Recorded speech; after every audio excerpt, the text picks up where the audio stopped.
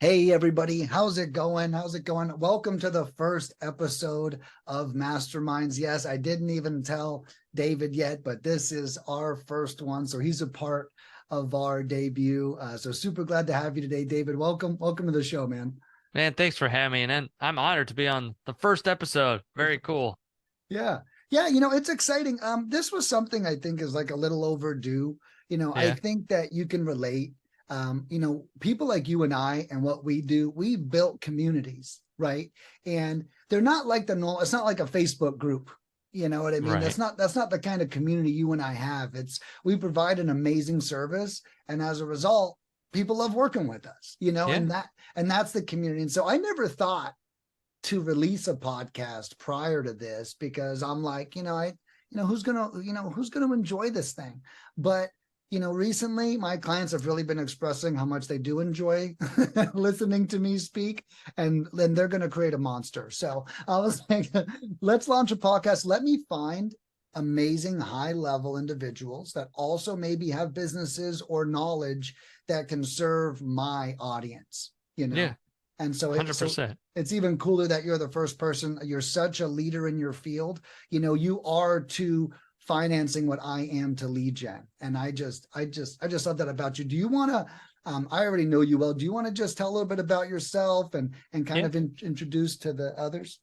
Yeah. So I'm David Richter. I own Simple CFO, a fractional CFO company, and I also am the author of Profit First for Real Estate Investing. So if you are in the investing arena, pick up that book.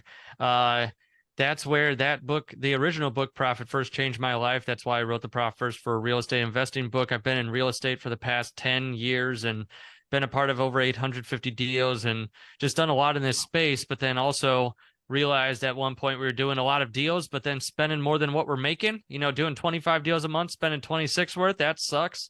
So that's what took me ultimately down the profit first road of like, I want to keep more of what we're making and making sure that it's not just all about top line. Revenue is what? Vanity. Profit is sanity and cash is king. So it's like making sure that we actually have cash and profit at the end of the day and know where it's going, which profit first to me was like the next step after Rich Dad Poor Dad and a lot of the books that we as entrepreneurs read, because they all say pay yourself first. But Profit First actually says pay yourself first, and here's how to do it, and here's the system. So Mm. it's like it just took it a next step. That's why I've attached myself to it so much, and why it's changed my life and trying to help other people with it. But there's a quick synopsis of my background in the real estate world, and then the mission I'm on now to help a lot of people keep a lot more money. Absolutely. And we're very similar. So you offer fractional CFO services, Yeah. which means part-time in a very elegant way, because, Yes. it doesn't always require, to I almost said cook the books, but to check the books, but Yeah, it to, doesn't require that either. So, yeah, right. But yeah, we don't have to cook the books anymore, once you right. hire you guys. And I think it's really cool. You guys have, I think, like a monthly subscription, and then you guys serve your customers that way, Yeah, right? exactly. So, yeah, I love how you put it. It's a fractional fancy term for part-time because if you're anywhere between like 500,000 to 10 million in revenue, you probably don't need a full-time CFO, but you're probably making enough money where it's hurting if you don't know where it's going. You're not And it's counting like you the need pennies. leadership from that perspective because you probably are now hiring a bookkeeper, a CPA, and like most entrepreneurs don't like that side of the business. So it's like, let's stay away from that. And that's where we step in to be that leader. So you're CEO, we're CFO, but you don't need a full-time person on staff. It would literally cost you 150, 200 grand a year. And then we come in to be able to say, here's a very high level person on a part-time basis to be this financial leader to help you get to where you want to be. Yeah, and this is all my people watching are starting to see the synergies now. Why I'm glad to be starting with you, because I'm the same way. You go to my website, the first thing it says is your lead gen department, right? Yeah. And I see what you just described as your financials department, right? Yeah. We're gonna oversee that. And it's cool that companies like us exist without huge daunting contracts, without massive, dude. I've seen some of your prices, dude, and I thought you were going to be much more expensive. CFO, it is a very prestigious job. It is an expensive job to hire Yeah. out. And then what I saw was extremely reasonable. And I was like, wow, like, it's almost as much as we charge to, for lead gen, for a healthy lead gen package. And I was like, wow, to have that kind of professional guidance at that cost, I think is great. Now, I mean, if you've got a 9 to 5, to be fair, for people with costs, like, you're like, it's harder to equate, but whenever you're really bringing in money, like you said, 500K, honestly, I think your price point's even good for 300K plus, Yeah. right? I mean, you Yeah, for guys are sure. really doing the damn thing. I mean, my CPA 2 years ago alone was charging me almost 6K, and he was family. He was Fun. family. Yeah, I Yeah. swear. And it's like, then that didn't even include bookkeeping. Yeah. Okay. It's like the nightmare keeps getting worse, right? And so it's like, when you really break that down. So it's cool, all the security you provide and the virtual guidance. My clients, they can come and they can meet with me about their campaigns. I don't even have to ask. I already know that's exactly what you guys do. We'll meet with you, we'll break it down, we'll meet with you, we'll explain it to you. And then you probably even more so with accountability than we are, Oh right? yeah. You Big know, time. That's a big part of what we right. do. Right. Yep. And you know 100%. what? That accountability piece, that's actually priceless. I can't make my clients call their leads. I really can't. Trust me.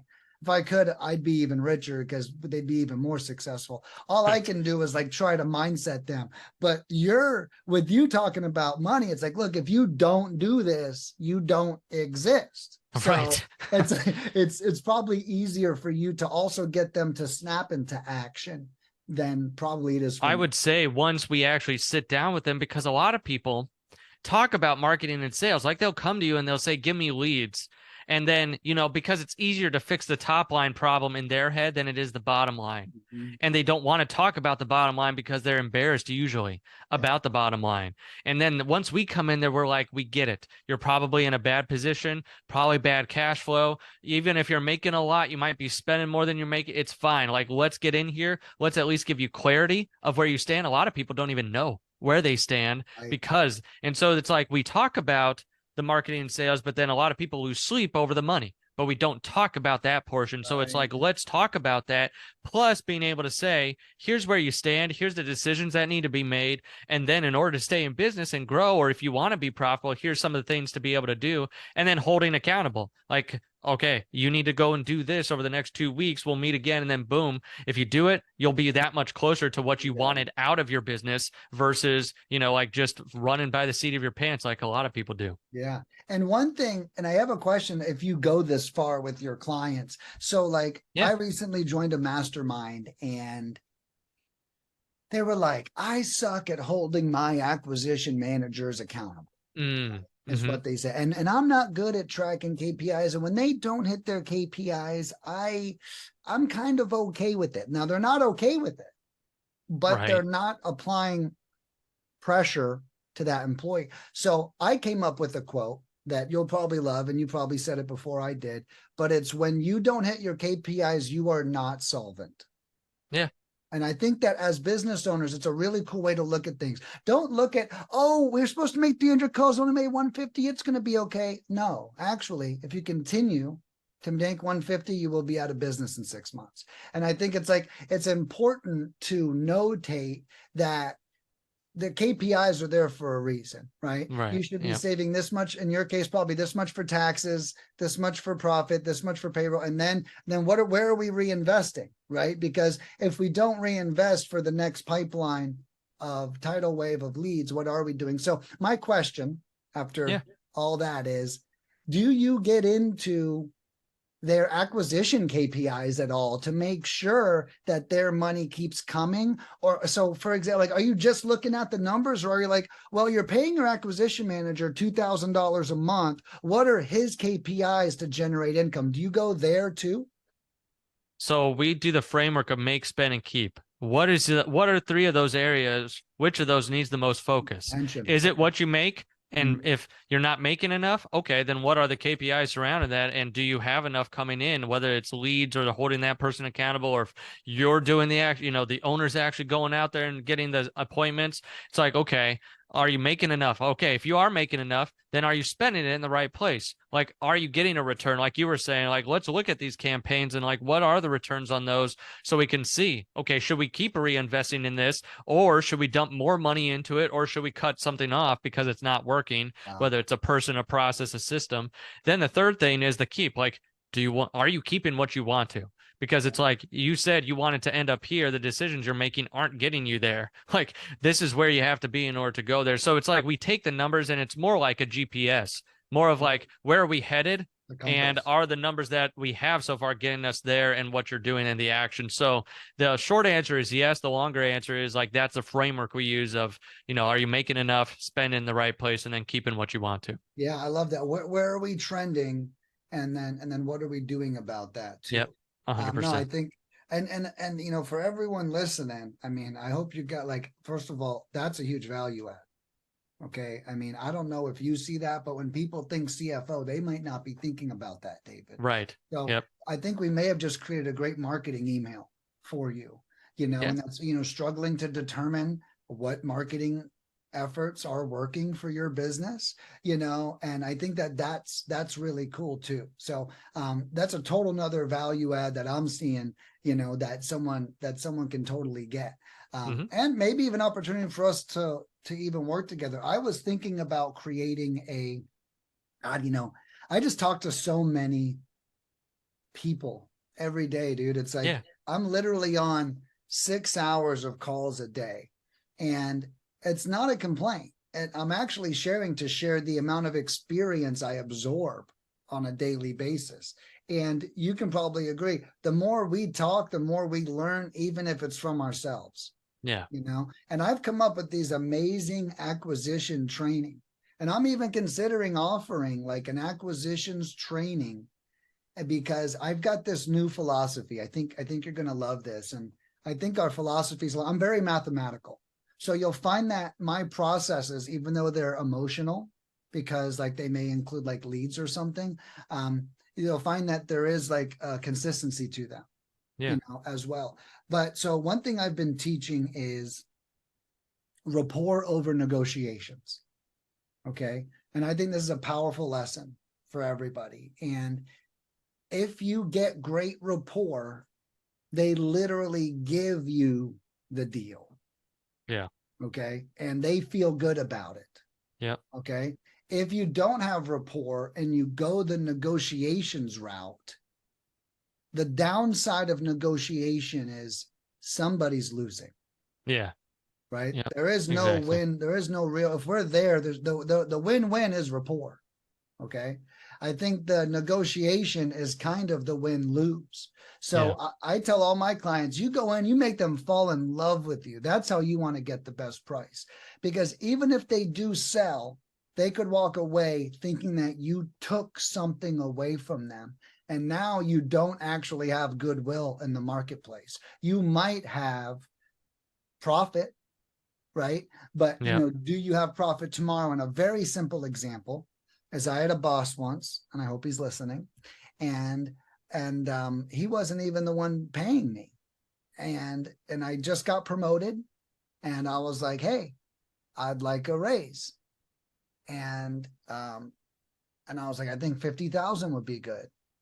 And he's so addicted to negotiating. He's not thinking about me as a person, or that I work for him every day, and that my morale is probably the most important thing to him if he wants to keep working 20 hours a week. Okay.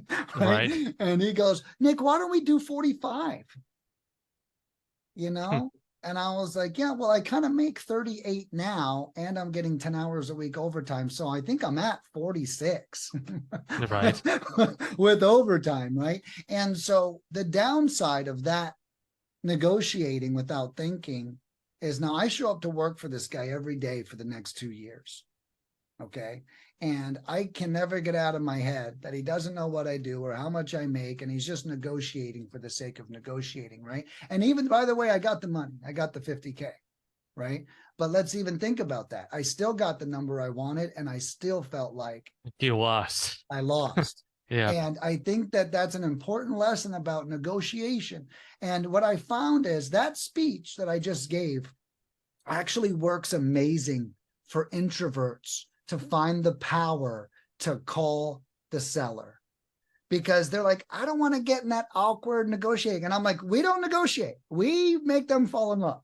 Okay. Yeah. So anyways, that just kind of reminds me a little bit of like what you do. Right. And it's Oh like, yeah. it's about the prolonged effort. Yeah. We close 10 deals. All 10 people hate us. You know, that's not solvent at the end of a 3-year run, Right. and that might get you somewhere. And so I think that's cool.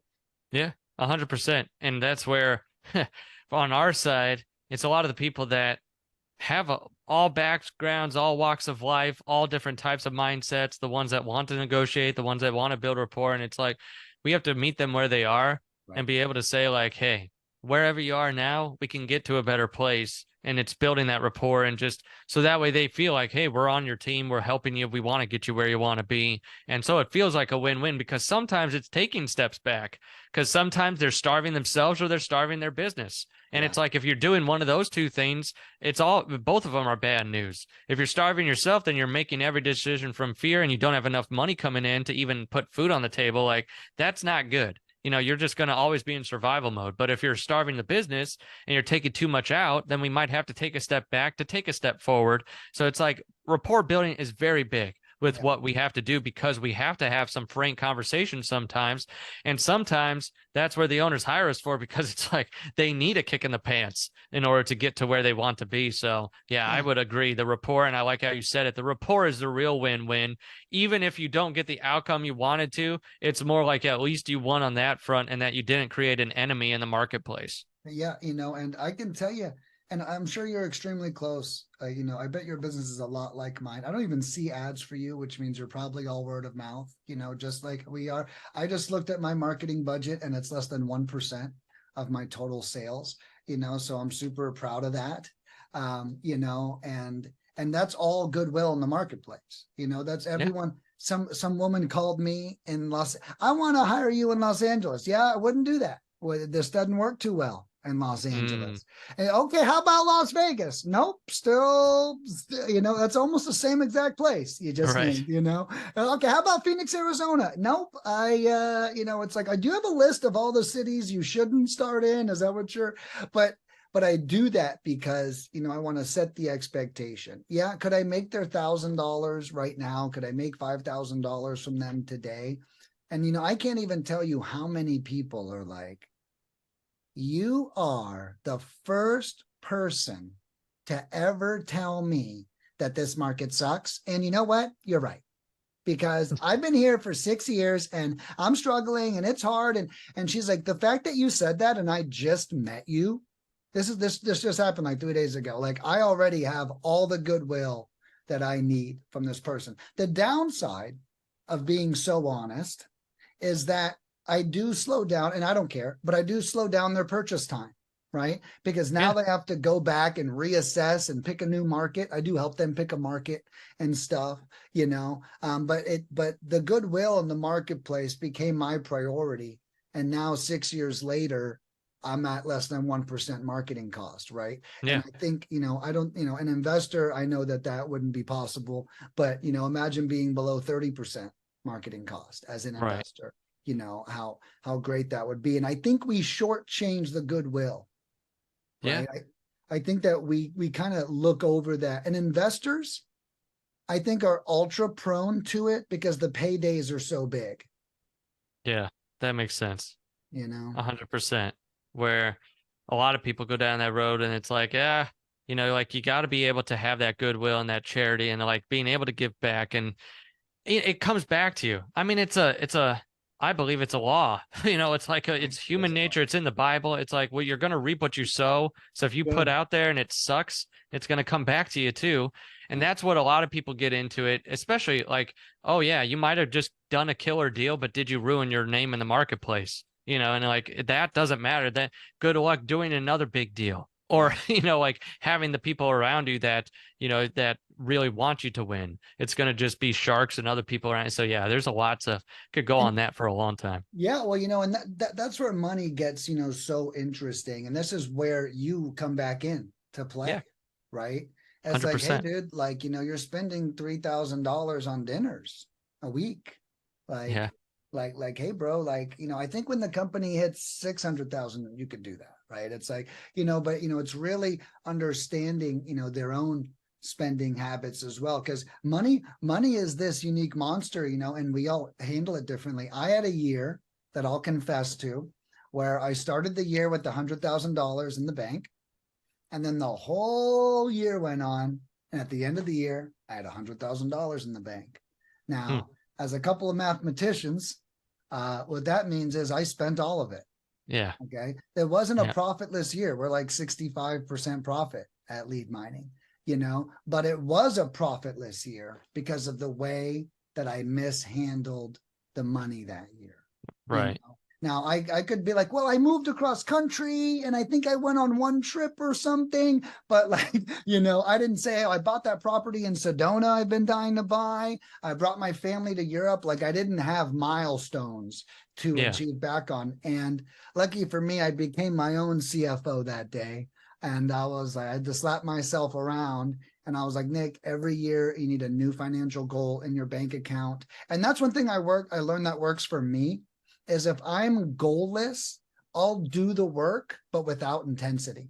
Yeah. Okay. If I have a goal, I'm like, oh yeah, okay. Yeah. And then now all of a sudden I just grind a little harder, a little more focused, and then I can get my numbers. But that was a rude awakening. I'm sure you see that now with some clients, you go in Oh there yeah. and Lots of times go in and something is keeping them from that goal, whether it's overspending or not having a plan, or just like they literally don't know what to do or they don't have clarity. It's Mhm, not even that they're trying to self-sabotage, but mhm. they are by not having the clarity of, I don't know what I'm making, spending, keeping. Like that's why I boiled it down to try and get it as simple as possible. Like it took the first 3 years of my business life to get it that simple.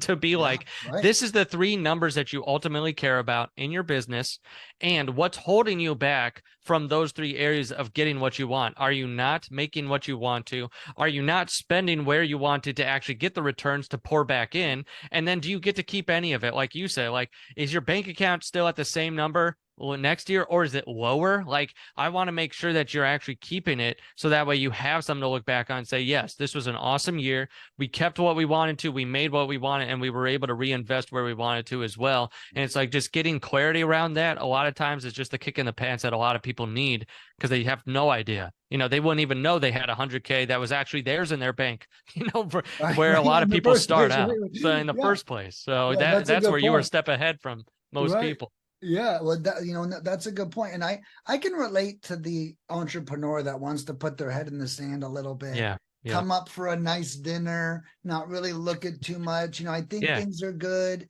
and and it is scary. Yeah. I'll be honest with you, David. I'm thankful I'm not a real estate investor. Yeah. I'm glad I created lead mining, and real estate investing, it's no joke. And I'm one of the people that own that. Yeah. And that's one other reason why people like me. And that's why I offer all this damn help and service that I do. Because the people that are like, it's easy, they don't provide service. They're like, what's the problem? It's easy. And it's like, Right. no, it's not easy. It's difficult. And I need your help. Okay. Yeah. And I have clients that get free coaching with me. If you're a client of mine, you get free coaching with me. That's how I look at it. Okay. And I have clients book calls with me, and I can't even tell you how amazing. You want to talk about goodwill in the marketplace? I had this guy yesterday. His name is Amoinian. He is like, he's from Africa. He's been a client with us for years. He just got another property under contract. Sometimes they book a call only to tell me how much they like me being in their life. And That's it's like, awesome. we talk about some consulting, but like, Nick, the fact that you're here and I can meet with you, and Moynihan, if you're watching, bro, like that call meant so much to me yesterday, dude. It's like, and the thing is, he's probably like, wow, that call meant so much to me, right? And so it's just really cool, the relationships that we get to create. And every time I hang up the phone, I'm like, I got the best customers, and I'm really blessed. And I think both of our customers are cool. And the reason why is they're in action taking mode, Yep. right? And I love, 100%. newbies do hire us at lead mining. We kind of get everybody. We get the new guys, we get the veterans. But what I love about the new people is that if they're on the phone with me, they're ready to put down YouTube and start taking action. Yeah. And for me to be in their lives in that moment, I think is like really cool. And I see like yours being extremely similar, right? Like these Oh are yeah. action takers. These aren't fakers. These are people doing it. You're not going to have a CFO if you're just sitting on your butt. There's nothing to manage. There's Right. nothing to where you're trying to scale so fast that it could go down, like if you Yeah. don't have that direction. So yeah, we work with the action takers and we like making sure that every action they're taking is profitable and actually returning for them because a lot of people don't have that person in their corner. So that's another fun part about this business because I get what you're saying on the real estate because a lot of people that are in real estate, if they do well, it is one of the best paths to wealth and to millionaire status and all Yep. the things that, like the stereotypical American that you think of, it's like real estate provides that. And Yeah. it's like, I love the real estate investor, but I also love, like you do, like helping them of making sure that if you're going to go down this path and you're going to be successful, like let's find true success. Like, why did you start this company? And then is the money helping you get to what you really wanted to, why you even started this thing? Because so many people get into their own rat race and it's just living deal to deal. And it's like the cash eating monster comes along. So Yeah. yes, we work with the action takers and making sure that they're actually on the right path to get to the next level. Yeah. I know. And that's fun. That's That is fun. fun. It's a lot of fun. I barely have any lame duck clients, and that's what I call people that aren't really action takers. Yeah. And if I do, sometimes I can get them to admit it. Did you call this lead? Nah, no, I didn't. Yeah, it didn't look hot enough. And I was like, hey man, like we just had a 4-minute conversation with them. Like, I wouldn't make that mean anything. Another great quote we both have our sayings. I heard one of yours earlier. It was great. I want you to repeat it. But the other one is every lead is worth 2 to 5 minutes of your time. Mm-hmm. And if the call's not going good, hang up on them. Who gives a shit? And if it's going great, I'd never hang up with them. Right. And I just think that if we looked at our leads like that we would automatically have a better attitude. Just call and meet the guy. It's like, he said he wanted 400 in the houses, whatever, dude. He was just talking to a stranger on the phone 5 minutes ago. It's like, what would you say? Right. If I called you, what would you tell me to sell your house for? And so those are the mindset things that, I get to deploy.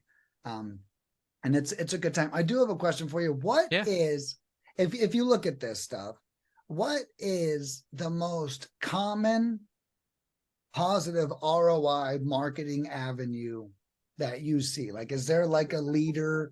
I know like if you're in these other guys, I was just wondering if you're like, what's the best ROI for marketing that you've seen from your standpoint? Oh, it also changes with the marketing and the And the marketplace and location. the location. So Yeah. it's like, so I would say some of the best are the ones that are timeless, the ones that you can reach out to people, like whether it be cold calling or mail or the things that are more principle, like versus Facebook or SEO or PPC. Some of those are really good. Like you should be doing those. But I see the ones that are long term, they usually leverage one to get into the other. Like, Right. okay, we've mastered direct mail, so let's get into cold calling or PPC or something like that, where the more you can control the ad, the more control you have over that lead flow. So if you're able to get in front of that person or whatever it might be and paying for like that lead to come in, that's how you're going to get the continuous lead flow, which is what every investor is looking for. Right. So that's why in your market, it's hard to just say, oh, these are the best ones. But in your market, if you're listening to this and you want some value, I would highly recommend mastering one form first. Like, and then you can go wider from there. You don't have to master then the second and third. You can almost say, like, the skills I've learned from mastering this first one, how can they transfer to some other areas? So that way I can go in there and like be doing a couple different marketing channels and getting more leads in here. But I would say a lot of this is the stuff that's never going away. Like I don't think direct mail will ever go away, even if we go into the year 3000. It's like you're always going to be reaching out to people like that. You're always going to have conversations. So the cold calling, the texting is going more away just because of all the crazy, the crazy laws coming out. So that's like where we've seen a dip, but it's more of the things that are tried and true that have worked for a long time.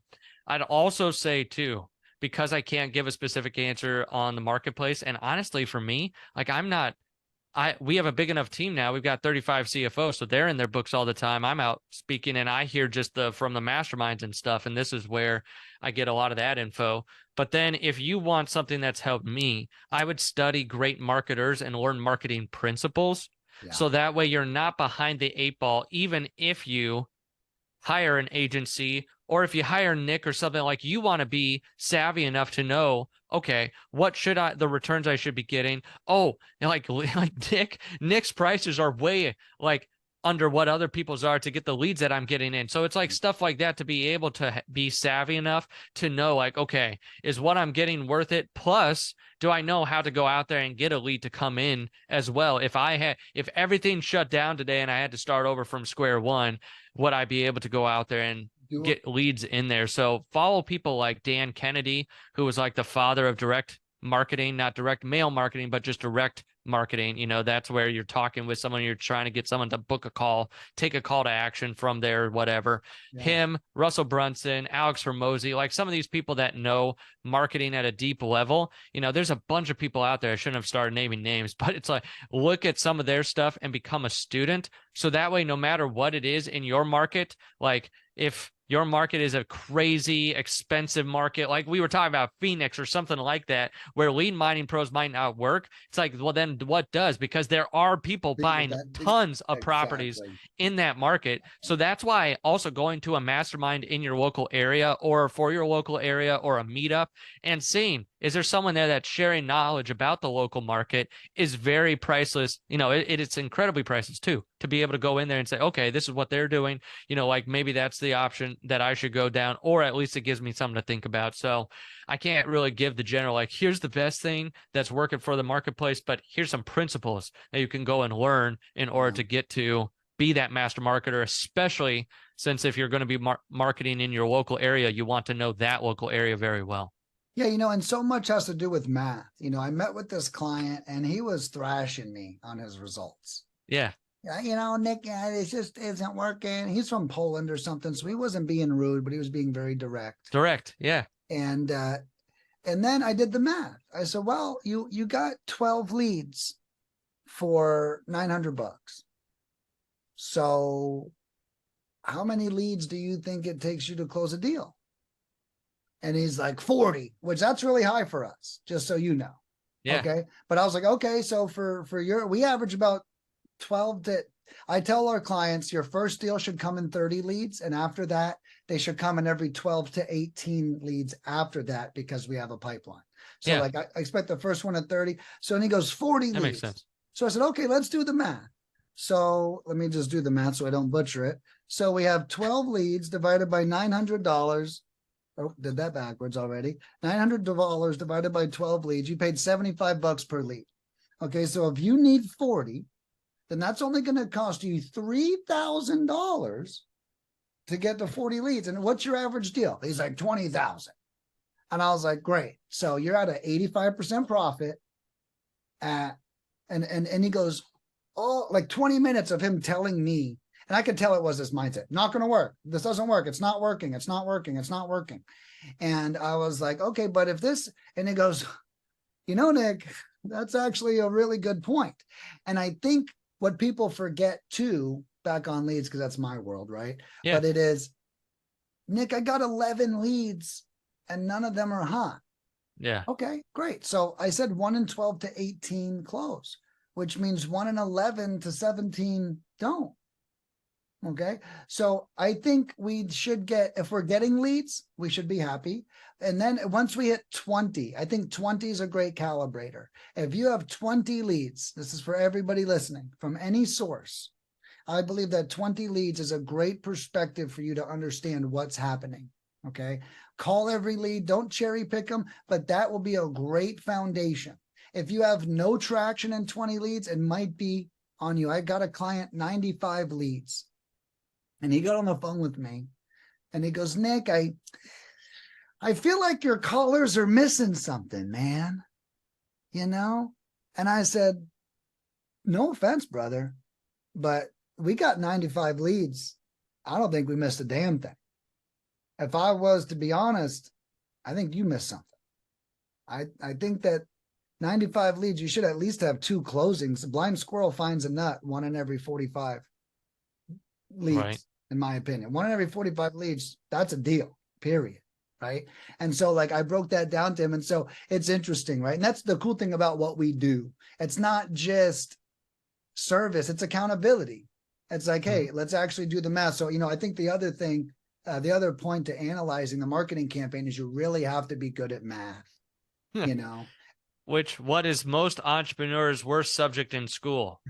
Sure. Math. It's Yeah. like that's where a lot of people just run it and gun it. Like if you were in school, your favorite, and you're an entrepreneur, it's like stereotypically recess, or like Yeah, right, as a kid, or like in high school and stuff, you were ditching class, or like you were just trying to skate by. And it's like, and I get that. Once you become a business owner, then it's like, do you want to mature enough to become a mature business owner who does know these things, who is good at the marketing, the sales, the operations, and the finance? Like, do you have a good understanding? You don't have to be a wizard. You don't have to be a master of all those, but do you know those core enough to be able to run a successful business?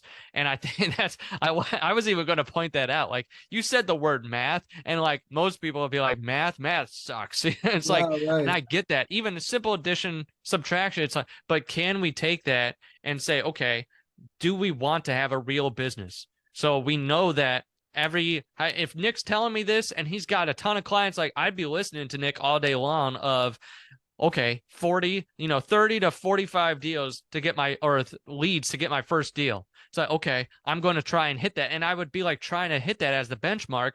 And then I'd be like, hey, Nick, I actually got on my 25th one. And it's like, that's great, but you were also trying. And it's like, you were also very much in the process as well, too. And if it comes on the 50th lead, it's like, okay, is it the marketplace? Was it the follow-up? Was it the sales? Like, how did that lead actually close? Can you replicate that? Like, can you then pick and say, hey, can I get more leads like this person was? It's like you're able to then dial in once you make stuff happen.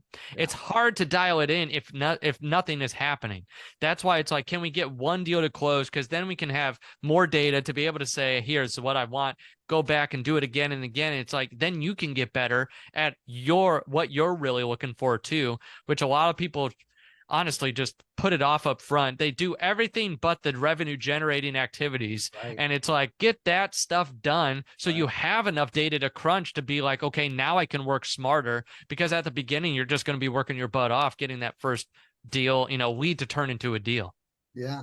Yeah. And I like that. And the other thing I've been seeing is that investors get confused on like what a lead is, right? Like a lot of people are like, I'm an investor. You've actually you knew 5 people that wanted their property sold and you wholesaled it, right? Right. And that's not working a lead. And what I've been noticing recently is people be like, I closed 3 deals. Okay. But then I send them leads and they have like no idea. Well, it didn't look right. Well, clearly you've been closing deals, but you've not been working leads. Right. And so I think and that's why I'm seeing this opportunity in the marketplace, this void that exists. And that's why I'm always looking to, fill that void. That's how lead mining came to be, right? That's how you're the same way, right? Like this doesn't exist. Like, we invented this, Yeah. Like I invented lead mining. Like, it's not a physical product, but damn, does it feel like one? It feels like a viral, it feels like a viral program. It's like someone bought it and they're like, wow, it's the best thing since sliced bread, and it's cool to have created that. Yeah, I agree. It's like, that's one thing about the business place. And that's why, as a real estate investor, it's great to jump into real estate, because it's a problem that everyone's going to need solved, at one point, and you're there to solve the problem on a continuous basis. So it's like you have that business viability built in when you go into real estate, which is awesome. That's why if you go outside of real estate, sometimes some of that stuff doesn't transfer, because there's always been a marketplace for what you're doing. And if you try to become a coach or something else in the space, that's a totally different ball field, because now you are creating the value, whereas the house and all that stuff was a part of the value package. Now you might be selling yourself and your courses, and you have to be very careful about that stuff for your programs. And that's why it's like, if you're in real estate, you already have the viable product. You just have to become a master at the, the sales part and the marketing part. Like, if you are a master of anything, master those two things, because those skills will transfer over. But then you go into another thing. It's like, okay, is this really a need in the marketplace? Like, some people do go after their passion, but there's no market for them, and there's no market for that. Like, I've seen some real estate investors turn coaches, but then they didn't either know how to they didn't know how to market themselves, or it was something that the marketplace really didn't want at that point in time, or a specific product or a specific service. And it's like, wait a second, you have to, even though this might be the best thing, or this is what helped your business the most, is this what's going to help the other person on the end of this call the most, or this podcast, or like this education program, or whatever it might be? So it's like always thinking about, is this really going to help? And then you get the dollars as value of, like, yes, it was valuable, and they're turning their, that value into the currency to go out and say, okay, well, then I'm going to go do more of this. That's how, honestly, that's how Simple CFOs snowballed. I had no delusions of grandeur of, like, I'm going to be this big business owner. I'm going to have a multi-million-dollar business one day. I'm going to have, dozens of CFOs and hundreds of clients and, all that. And honestly, it was just because so many people struggle with the money, but really don't talk about it. Right. And once I was able to get in and start talking about it, people started raising their hand left and right of, like, holy crud, we have this problem. And I'm like, here we go. Here's a solution that is way different than what the marketplace is offering. The marketplace is offering you bookkeeping and CPA services, which both look in the past and suck. It's like necessary evils. It's like drains you of your energy. That's why I'm like, you need a leader on the team to take management of those two positions, plus help you get to where you want to be. So it's actually a life-giving thing versus a life-draining thing. Right. And it's like, just being able to know the value. Yeah, right. And it seems like it seems like fulfillment, but it's actually like another version of sales. Like, if you really think about it. It really, it's because once you dial in your numbers, you're able to spend your money better to either make more or keep more. That's why when people say at the beginning, oh man, like, what's the return going to be? I'm like, what do you want it to be? Do you want to make more, or are you struggling to keep money, or do you not have enough time to actually know what's going on in your business? So it's like, do you want to make more, keep more, or is it a time return that you're looking for? Because we can handle those three things based on your priority. Yeah. And it's like, that's what I'm excited, because, it's like helping people get to where they really want to be and not just feel stuck in the real estate world. And another job. Well, and that's another thing that's been coming up for me recently is, I'm so thankful. I ran restaurants for 13 years. Yeah. So the fact that I created lead mining to be high profit, low time, high results, great customer service kind of makes perfect sense. I took everything I love from the restaurant industry, the people, and I took everything I hated, all the time it took. You can't run a restaurant remotely. That makes sense. Not only can you not run it remotely, but sometimes when I would just take a shift off, I would come back and everyone would be demoralized by the shitty leader that replaced me for 5 hours. Right. Too.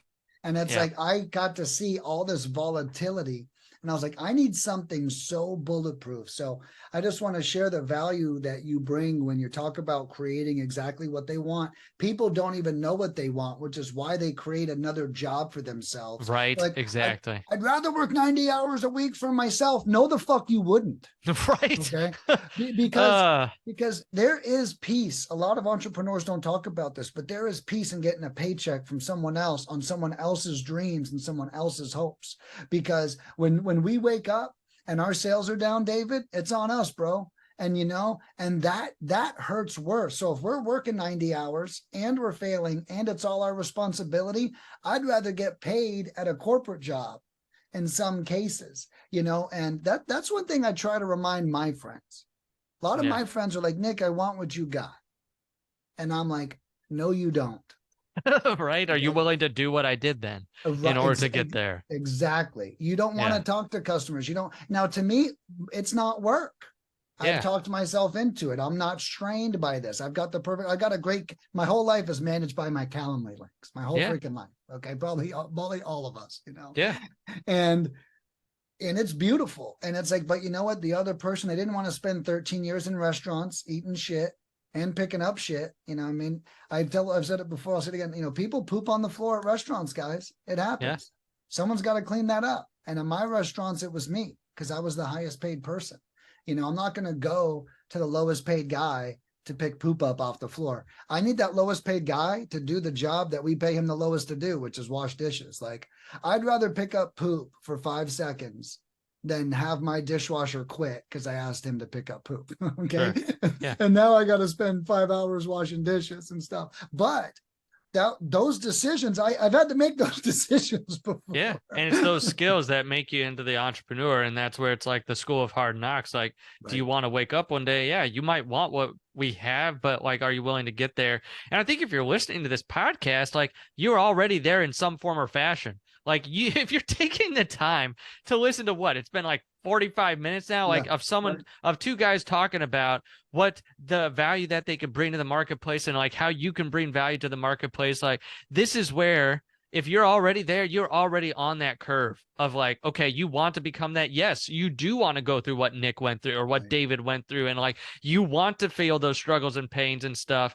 But like, what we're saying too is like, you don't want it to be 90 hours a week for the rest of your life.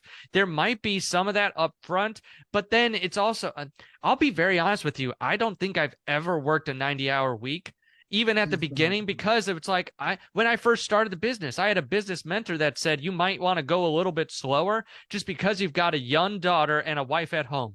And I took that to heart, where I'm like, I'll go a little bit slower on this journey, but as long as I keep the relationships I want happy in my life. Yeah. And it's like, but that's different for everyone.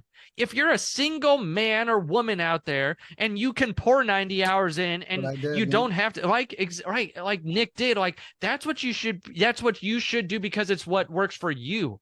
But I don't want that to be the same standard of if it's the grandpa of someone of like 15 grandkids who's got this time, but he wants to be able to give back and he gets into real estate investing. It's like, that's not the same standard that you're going to set. He shouldn't be working 90 hours a week. Right. Or even the wife or the mother or like single moms. Like, I love seeing the single moms get into the real estate world and then just blow it up. Yeah. But they're super smart because they know how to be efficient with their time, and they're buying like the best deals and the best exit strategies and like doing that. But that's where, don't set the same standards for everyone, and don't buy into the falsehood of like, oh, you've got to work 90 hours or you've got to work just 2 hours or whatever. It's like, you got to be able to say what works for me in this stage of life that I'm in.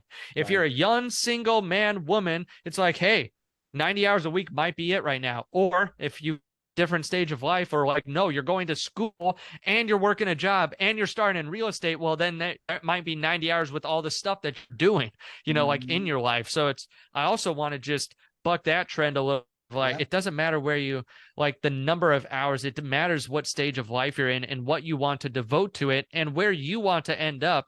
Because I like what you said too, Nick. There is nothing wrong with people saying, I want to work for someone else.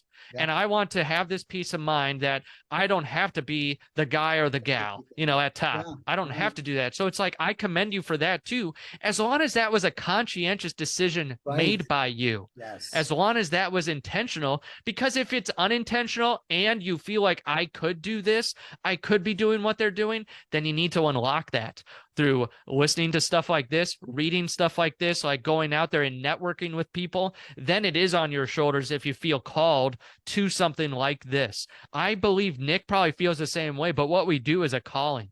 It's like, I believe this is why I was put on this earth at this specific point in time, was to do exactly what I'm doing right now and to get the messages out there, to speak on this podcast and maybe motivate someone at this point to take that first step. If no matter where you're sitting, whether you're a real estate investor or a business owner and you're already there and you're just like, I'm not getting what I want out of life, or if you're 9 to 5, but you feel like you should be an entrepreneur, like, then, okay, make that conscientious decision, take one step towards it. Or If you're saying, hey, I work for someone else and I'm okay with that, great. Then take some lessons from here today of how you can make your home life better, how you can make the work life better, and just take something from it and do something with it. We work with action takers, and that's where we know the most successful people, honestly. When you ask that marketing question, it's the people that go out there that do something, test it, and then see if it worked or not. Like, it's the action takers that always win. And it's honestly, I would say, no, it's not the it's the intentional action takers that always win. Those are the people that always win, because even if something fails, they don't let it stop them. They Don't get readjust discouraged. and then go to the next Yeah. stage. So there you go. There's my rant and rave before No, we probably have to end it I here love soon. that. And to also bring it full circle, that's exactly what we're here for. Yeah. Right. It's like, if you were your own CFO and and you have your own cold calling division, like, you Right. are going to be working 90 hours a week. Right. And I think Yep. like that's the other side. So to make it full circle too, a big part of what we do is we return time to people's lives. I tell clients, I had a client 100%. call me up, Nick, I got my last $500. What package should I buy? I was like, you shouldn't buy a package with me if it's your last $500. Right. Yeah, exactly. I think you should buy a list and cold call 500 people yourself, and then Yeah. close a deal, and then come to me, and then give me $500 when it's not your last Right. $500. Exactly. But on the flip side, there is a big time money equation that I tell people to make. Where do you live? In my life, up until I founded this company, I had no money in all time. So Yeah. when we talk about my strive and the hours I put in, it's because I didn't have the money at Yep. all. And now I have this full circle image that's like really beautiful of the whole process. And maybe I know too much about my business because I've done every job myself, Yeah. However, that's also how that's how restaurants are. The manager has to learn how to cook and take orders and seat the table. So I'm following my life story, right? And I think that's another important point as we wrap up, is what has worked for you your whole life. Let's not try to recreate real estate in a new way. There's been a system, and I think a lot of you brought up fundamentals of marketing earlier. Yeah. And another fundamental is what's successful in our lives. Mm-hmm. Okay. And I think that there's patterns of things that we've succeeded in. Like every time I had a great workout regimen, I started low and slow. I'd run half a mile, and then I'd run a mile a month later every day. And then but it's never like, I'm going to go for 2 hours Right, every day and do the thing. So it's like, Yep. I've learned over time that I need micro rewards. I need goals. I need to try something. And I need to start small, or I'm going to quit because I'm lazy. Right. Right. And so when we learn these things, we begin to see what we do want to create. And so I think, the other piece here is, self-awareness, right? Mm-hmm. It is so important to know where your strengths are. What subjects were you good in at school? Lean into that. I was great at math. I do have my own super intense P&L, but me, when I hit 3 mil, I still need a CFO because things are going to be out of control, but I'm covered until then. If someone is bad at math, great at sales, and vice versa. So it's cool what we've done, and you guys can get out of that 90 hours by hiring us. I had a client call me up and said, Nick, I don't want to have a lead generation business. He says, do you know if I generate leads for myself, I now have a lead gen business and a real estate business? Right. And I don't want to be in the lead gen business. That's not. And I thought that was really wise. That was like one of the first times. But he's right. To do cold calling or any marketing venture in-house perfectly, you have to treat it like it's another business and let it be its own baby, Yeah, I agree. And that's the same with all the core four. It's the marketing, sales, and the operations and finance. It's almost like you're creating many companies of your own if you take it on yourself. Right. You have to learn to be a lead gen. You also have to learn to be a sales team and run an actual sales company. Then you have to learn operations. Like if you're going to flip a property, you now are a construction company. And then if you're going to manage all of it, you have to know finances, and you're basically your own CFO. And it's like, do you want to manage that as well too? And you know because what? Saying all of that, I think CFO is the hardest one. out of all that, right? You can walk It's the into a one house. that's the least loved of all of them. That for the entrepreneur, they would rather be the sales, the marketing, or even the operations construction for sure. So I definitely agree with you on that one. Yeah, and it's like it's easy to walk into a house and say this isn't painted. Right. You know? Yes. Yes. It's not easy to dig into your own books and your own money because money's emotional and people tie their self-worth to their money, and it's harder for them. It's like a business coach that has that their business is, has stuff in there that they need to help with. It's Right. because we're so close to the problem we can't always see it. So I Yeah. totally understand that, but it's been awesome, Nick. Yeah, no, this has been awesome, man. I really, this went absolutely perfect. You know, Well, this, good for episode 1. yeah, I'm glad it was a good episode. yeah, it wasn't like a Q&A based thing. Yeah. We straight jive together for the last 57 minutes. And man, Yeah. I appreciate that. I feel like there was great value. I'm definitely going to get you a recording to this for your own Yeah. copy as well. Do you And mind if I give my website at the yeah, end I was going to here? say, do you want to Okay, tell cool. everyone how to find you? Yeah, please do. So if you're in the real estate game, especially if you're listening to Nick, you probably are. You're like, if you're getting the leads or whatever, then I want to give you the book, Profit First for Real Estate Investing. If you go to simplecfo.com/gift, I want to give it to you there. So if you go there, you can get the book. I'm going to put a cheat sheet up there too. So by the time this comes out, it's going to have a Profit First cheat sheet plus that book. So it can give you at least the first steps towards keeping more. So simplecfo.com/gift. And I'll make sure that you get the book, and then we'll have a cheat sheet up soon that gives you literally the first points if you want to DIY it and become your own fractional CFO first and want to start implementing Profit First and keeping more of the money. I love that. And that's also a great advice for anyone to appreciate the services you provide more too. Yeah. My customers that are happiest with my cold calling have cold called themselves. Those are Yes, the ones that absolutely exactly. get it the best. They know that the time you're saving and the headache and the money. It's Yeah, like they get all of it. So I they 100% get it. Yeah, agree to with that. 1,000 degree. And brother, thank you for dropping that. And Yeah, I'm actually going to get a copy. I've already got it pulled up here. I'm going to get this book cool. myself. And we definitely got to have you on again. This was great. And if you need anything in the meantime, you know where to find me, brother. Yeah, we'll do. Thanks, Nick. Yeah, see you, dude. Bye.